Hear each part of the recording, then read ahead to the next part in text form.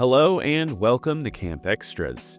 In the late 90s, Cartoon Network was on a mean streak with its shows. Shows like Ed, Edd n Eddy, Johnny Bravo, and Powerpuff Girls, to name a few, were some major hits. One of those hits was Dexters Laboratory, which got a few spin-off games in its run.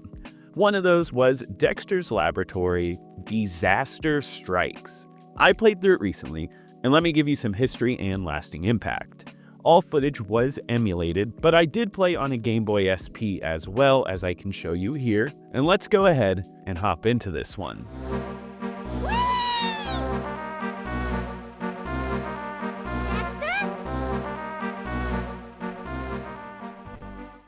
The making of this game was a tough one to look into because there's not a lot of info on the making of it, and there's also just not a lot of info on the developer VirtuaCraft. The show itself started in 1997. It was a cartoon about a little boy genius and his weird family, an extremely nosy and dumb sister. Something about this show hit the zeitgeist well, and it was a hit for Cartoon Network, enough to get multiple seasons, and at one point it was canceled and came back in 2001, which led to us getting this game. Deesaster Strikes would get a release on the new Game Boy Advance. It would be published by BAM Interactive and developed by VirtuaCraft, which is a pretty hidden company, though they made a lot of handheld kids game ports. It would come out on September 26, 2001 in North America and shortly after in PAL regions. I personally owned this one as a kid, and I remember getting a Game Boy Advance for my birthday, and my parents got me this game at some point.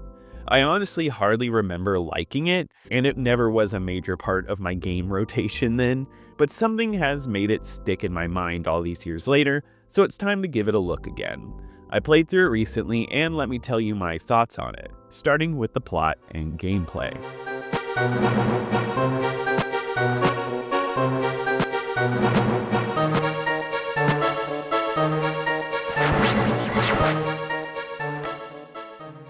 In this game, you play as Dexter, and at the beginning of the game, your sister Dee Dee breaks into your laboratory and duplicates herself. Now, hundreds of mini Dee Dees are running around the lab, and you have to solve puzzles in order to save them all and make one Dee Dee again. That's it for the plot, but it's a fun setup, emulating an idea that would be in one of the short portions of the TV show. It feels true to the show, and the presentation on the Game Boy with cutscenes is surprisingly well done. The plot is not a major focus for mini games like this at the time, but it's nice that here it is at least like the show and leads into the gameplay design.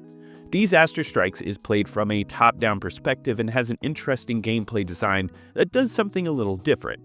You get a large selection of themed labs, and each one has a certain amount of Dee Dees and machines to fix. Your goal is to explore each of the areas, collecting key cards and hitting switches in order to find everything and move on. There are slight combat moments, but most of the game is spent in puzzle exploration. You move around certain areas and you have to hit things in sequence and portal around in order to get everything. It's honestly really simple. Once you play one level, you'll understand the rest of the game, which isn't a bad thing for a children's game. It only gets more complex in how you navigate these levels and how you get past barriers in order to save different Dee Dees.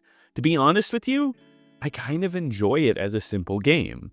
I think the design can get a bit uninteresting because it is repetitive, doing the same thing over and over, but it's not a bad repetitive design. I think discovering the layouts is entertaining, and each new level is enough of a new challenge that it makes for an interesting loop of gameplay. Now, it's certainly not perfect, especially with its isometric look that throws off perspective sometimes. Jumps can easily be missed just because you're looking at it wrong. Also, shooting enemies feels wrong, and I found that punching over and over was the fastest and easiest way to win fights. As far as controlling the game on the Game Boy goes, it feels good. Movement is solid outside of jumping, and swapping items and weapons with the triggers works well. It's once again really simple, which works on the handheld. That is it though for gameplay and plot. I was surprised by the simplicity on display here, but don't let it deceive you. I found the explorative design to be pretty entertaining. Scouring levels for Dee Dee and shooting rockets to open up switches is interesting. Not riveting, and it's not the type of game that's addicting, but the gameplay is fun enough as is.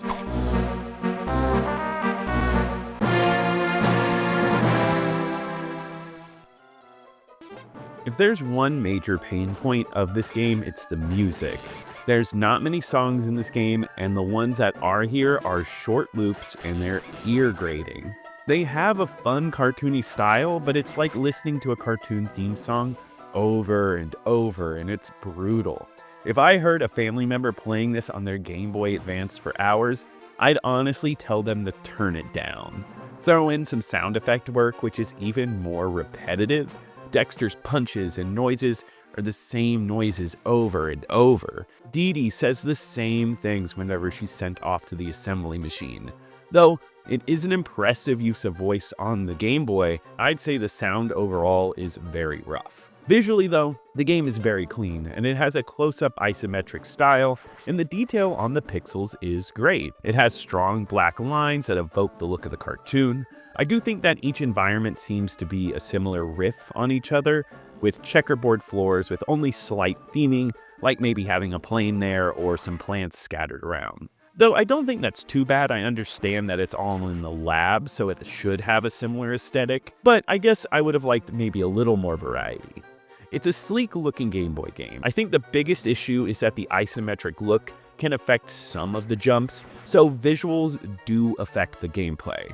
But as far as a look on the console goes, it's solid.